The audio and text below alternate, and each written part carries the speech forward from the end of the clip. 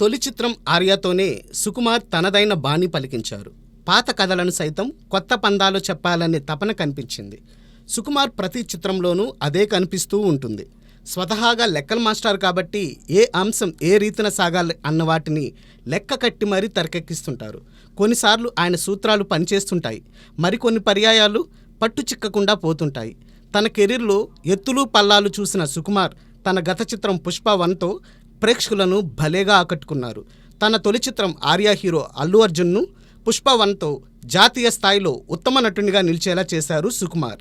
తెలుగునాట బెస్ట్ యాక్టర్గా national award అందుకున్న ఫస్ట్ హీరోగా అల్లు అర్జున్ నిలిచారు.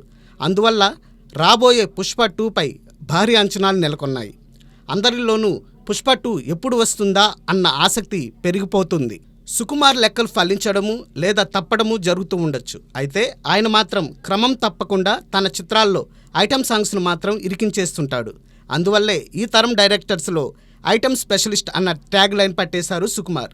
రాబోయే పుష్ప2లోనూ ఐటమ్ సాంగ్ తప్పనిసరిగా ఉంటుందని అభిమానులు లెక్కలు కట్టేసుకుంటున్నారు. రంగస్థలం, పుష్ప చిత్రాలతో బ్లాక్ బస్టర్స్ చూసిన సుకుమార్ రాబోయే సినిమాతోనూ అదే తీరును సాగుతారని టాలీవుడ్ జనం ఆశిస్తున్నారు. ఈసారి పుష్ప2ను మరింతగా రక్తి కట్టించే ప్రయత్నంలో ఉన్న సుకుమార్ ఏ తీరున మురిపిస్తారో చూద్దాం.